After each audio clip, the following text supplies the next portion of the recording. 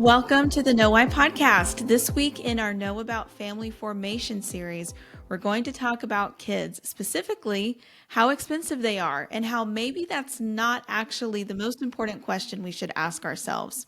So we've been talking a lot about marriage, about healthy masculinity and femininity, but for so many young people today, the question of kids really does revolve around the question of expense. In fact, just last year, CNBC found that nearly a quarter of millennials and Gen Zs without children do not plan to become parents primarily due to financial reasons. So joining me to talk about all that and more today is Ivana Greco. She is an attorney and homeschooling mom of 4 who writes about women, children, families, and family policy. Ivana, thank you so much for joining us on the Know Why podcast today. Thank you so much for inviting me, Liberty. I'm really honored to be here. So we're going to be talking about your recent article that was published in Commonplace Magazine titled, "What is the Price of Parenting?" And so in the beginning, Ivana, you reference a series published in the Wall Street Journal that was called The Price of Parenting, and it covered everything from the cost of daycare to random baby supplies you never knew you needed to parents who are trying to pay for college and save for their kids' future. And I know even in my own circle, and I think when I was a first-time mom, people, they will make spreadsheets and try to calculate the monthly and annual costs of a baby, from diapers to daycare to school tuition. And when you've just become pregnant, or maybe you're thinking about starting a family and you start adding up all those things, it can be really overwhelming. And I think that's what probably freaks a lot of young adults out right now, especially when the economy isn't always so stable. So those are real concerns. But what do we miss about parenting when we think strictly in those terms of different monetary expenses? So I think there's 2 things that we miss, Liberty. The first one is that it really undersells the joys of parenting. When you go to buy a house, you don't think about that purchase just in terms of how much is that house going to cost me. You also think about the neighborhood you're going to live in, the community that you're going to become a part of, all the Thanksgiving dinners you might eat there. You don't boil that purchase down to just what is the out-of-pocket cost. And it's the same with kids. You get so much joy out of having children that, people do say for a reason you can't really put a price on that kind of thing.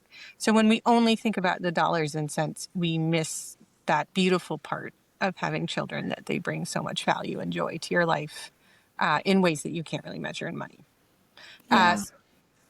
So that's the first thing. And then the second thing is these kinds of analyses only look often at one small portion of your life. So they focus a lot on how much babies cost in the early years. And I've got 4 myself, so I'm very sympathetic. That is a very, very pricey period. But I'd encourage people to think about, okay, well, what about when you're 80 and your son is there to help you around the house? You know, God forbid my husband dies before me, but I have 3 sons. And if I'm a widow one day, what price can you put on having your children around to help you out? So I also think it really makes sense to kind of step back a little bit and think about the long term. Yeah, that's a great perspective. And you really, it kind of sounds weird when you put it that way, to think, okay, I'm putting a number, a price on a human being that is going to have a full life beyond just the few years that we're in diapers and, paying for certain costs. So I think you kind of already touched on this, but let's explore it a little more. We do know that kids can be expensive, and we would be lying to say that they're not stressful sometimes or a lot. So, but when you're not just looking at numbers alone, though, do we actually see that people with kids are happier despite all those things? That is what the statistics tell us. When we look at the research, and there's been really interesting and good research done on this recently, mothers, and in particular married mothers, have greater happiness and life satisfaction levels than women who do not have children. And I always want to be cautious here because I don't want to imply that there's only one right road for a woman or that, a single woman is doomed to unhappiness. That's certainly not what I'm saying. But I'm also saying that on average, the statistics tell us that married women with children are happier than their counterparts. So it certainly doesn't seem like having to pay for diapers dooms you to a life of unhappiness in the long run. Right. And that's not always the narrative that you hear sometimes from culture or mainstream media. So it's, I think you're right to acknowledge, and I totally agree, just because somebody is single or doesn't have children, it doesn't necessarily mean they're unhappy. But a lot of the messages that people are getting from supposed authorities is that if you have children, it will make you unhappy. And so I think it's good to note that statistics actually say otherwise. And you already talked about taking that long view and thinking about what about when your kids are grown, when you're older. But what else about the different nuances of seasons and different circumstances should we consider or maybe think about when it comes to these things that we're analyzing here, or trying to look forward in the future? Because parenting doesn't always look the same throughout different seasons of life.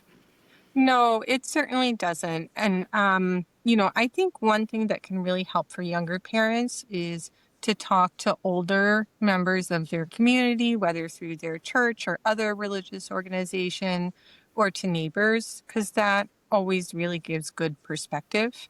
I think when you're a young parent, it's so easy to get caught up in social media and Instagram and major news media on this question. I think it really is good to take a step back when you're thinking about having kids or when you're thinking about having one more child and consider the whole arc of your life instead of, what do things look like when I'm 27 and have two kids. Right.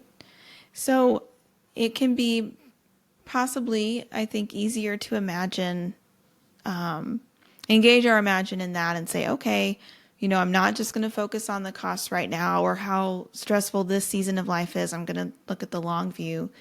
But most of us, when we're imagining that, we aren't imagining things going wrong. We're not imagining sickness or special needs necessarily, these additional things that can often take us off guard.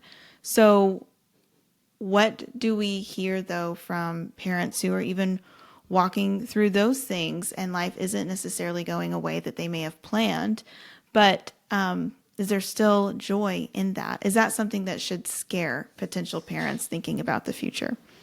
Yeah, that's an excellent question. So I have recently been talking with parents of special need children. And although they would be the first to admit that life is really hard, it's really challenging to have a special needs child. For many of them, especially if they're people with faith, but not necessarily limited to that, they talk about the incredible joys that these children bring also. So I'm not encouraging anybody sort of put on rose-colored glasses about the challenges involved in having special needs children. But for those that do talk to parents of these special kids, I think you'd be surprised at how much beauty they see coming out of those children. Yeah. And that, those different challenges, even just, I mean, in really every circumstance with you, with different family relationships, those things that we didn't foresee or wouldn't have planned for often bring out things in us that we didn't know were there, but that make life a lot richer. I don't know. I think everybody can probably think of something that turned out that way. I don't know if you have any stories like that in your own parenting journey, but it's often surprising how we receive the grace to handle things that we need once we get to that point, and then a whole new aspect or facet of life opens up that we weren't aware of before.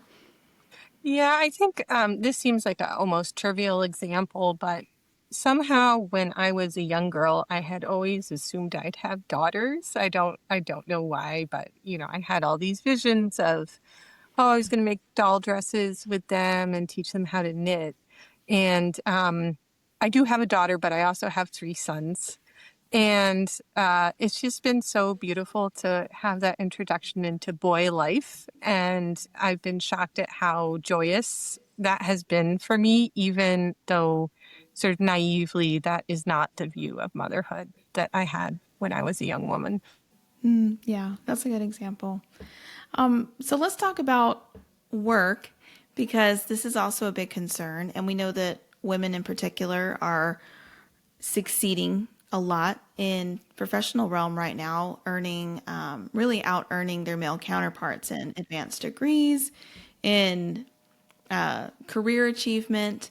And so this is something that many women hear about and are concerned about, which is the motherhood penalty. And so, can we talk about that penalty and its effects on the family and how it may be more nuanced than, again, we just read in headlines about this? Sure. So yeah, as you've pointed out, there's a lot of discussion right now about the impact on a mother's wages after she gives birth to her first child. So for a long time, there was kind of a consensus that after a woman has a child, her wages drop, and that hit essentially is permanent. That she'll never go back on the career arc that she had before she had kids. And there are recent studies that kind of cast doubt on that. There are some studies from overseas that show no, it might be more complex than that, and shows that over the long term, like not just the first couple of years, but when you look a decade out, it does seem like not infrequently women's wages might go back up to where you might have expected had she not had children. But again, also I would just add some nuance here, which is that for many women, they say it's worth it. You know, the reason why their wages may not increase as much as they would have had they not had children is because that they've deliberately chosen to take a step back from the workforce and prioritize spending more time with their children, and that is a worthwhile trade-off. So, I think it's a very complex question, and I think people are a little too quick to think, oh, well, if a woman decides to move to a 4-day-a-week job, she's failed somehow. Whereas I would say no. She's made a decision that for her, prioritizing more time with her kids is worth it. And I think we should value that also. Yeah, it really does just kind of bring to the fore how much our culture revolves around money. And if you are earning less than you were previously for whatever reason, even if it's a decision that you happily made, then that's seen as a failure or a penalty or stepping back and or something like that. When in reality, it could be a decision. I don't know off the top of my head. You may be familiar with this, but I know that there has been some research to the effect that most married mothers that were working before they had children actually prefer some sort of like remote work or part-time arrangement. So I don't think it's accurate to say, which some people tend to say, that like, oh, women only want to be home and be homemakers once they have children. But it's also not accurate to say that they necessarily all want to go back into the office full time like they were doing before. It's kind of a more mix, seems like what the majority of mothers actually are wanting. Yeah, it's a very mixed decision. If you look at very poor mothers who lack access to childcare or for whom childcare is going to be really expensive, often they do really want to stay home because the options they have are not great.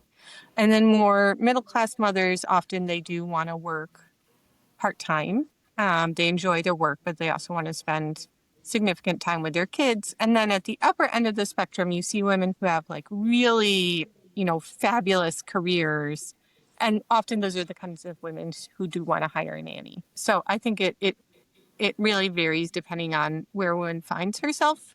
But I think the important thing is that mothers feel comfortable with the choices they have, and that really should be the goal. Yeah. One of the things that you write about is, well, I'll just read this quote. I thought it was really good. This is one of the most powerful paradoxes of parenting. The costs and benefits are two sides of the same coin. So, can you explain that more? We've touched on it throughout the questions here, but can you kind of dive into that a little bit more for us? Yeah, I think that the big thing is that you, as I said at the beginning, you can't really evaluate how much parenting costs without thinking about what it brings to you. So it is such a huge joy to have children, that of course we never want to like discount the monetary impact on your family. But when you look at people who really want children and are not able to have them, and you consider how much they're willing to spend in pursuit of trying to make it possible to have kids, I think that really gives you some insight into, okay, it's not just diapers. This is really something that's fundamental to people. Yeah, yeah, definitely. Now, since he's or she has made an appearance with her lovely bark, what is your dog's name? So I'm sorry about that. That is I have four children, but also I have a fuzzy, we call him the fuzzy child, my dog Percy, who's sitting here demanding attention. I apologize that he's That's interrupting. okay. Well, no, he's the special guest on this episode. I have a lab also that likes to make an occasional appearance sometimes. So yeah, I love that. And let's though I want to ask us a couple more questions. With young adults approaching kind of okay, this is kind of getting into like the why and the deeper question of why we even think in these terms. So, do you think that it is, like you said, we don't want to discount the fact that there is cost, there are expenses, and it's not easy. But is that a problematic approach to think about having kids in terms of are they too expensive for me or will they actually like measurably make me happier? Is there a problem with the way that culture is kind of approaching the kids issue? I think there really is. I mean, I think this is a general problem in society that there's a lot of focus on how much money somebody makes, how prestigious their career is. And we tend to really undervalue in 2025 things like family life, community life, and you see the results all over the place. I think one of the most pressing challenges facing us today is social isolation. People who really have nobody when they get to middle or late age, and I think part of it is that we just really overvalued money and career at the expense of other really important things. Yeah, yeah, that's so true. And it's so interesting too when you look at things that make people feel satisfied and fulfilled around the world. Investing in other people and having those community connections are one of the biggest, like most important things, regardless of income or status or anything like that. And that's the thing that we're keeping ourselves from a lot of times. So, this is all such good information, and I think you offer a really helpful perspective to people who are in this season of life, either in the trenches with young kids or thinking about having kids. And so I appreciate that. And I will link in the show notes also your Substack because you do write about you said a minute ago, it's so important for women to have options when they have kids too. And so realistic options, good, healthy family policy. We don't want to, discount that or understate the importance of it. So I think you do a good job of talking about those issues. So I'll link that. But in that vein, any other resources that you want to recommend for parents or people thinking about having kids? So any resources or final thoughts to share? Yeah, so I should say, Liberty, that I myself made different choices at different periods in my life. I was a lawyer for a decade and then stepped back to homeschool my kids. So the first thing I'd encourage your listeners is not to think that life has to be a straight line. You might make different choices at different periods, and that's good. And as I was preparing for this podcast, I was thinking about different books I might recommend or different websites. But I really do think my most fundamental piece of advice is to talk to older people around you that you love and trust. And they are really the font of wisdom on this that you should take most seriously. And I'm sorry, we were interrupted by my dog, and now we're being interrupted by my daughter. Hi. But those are the people who can really speak into your life.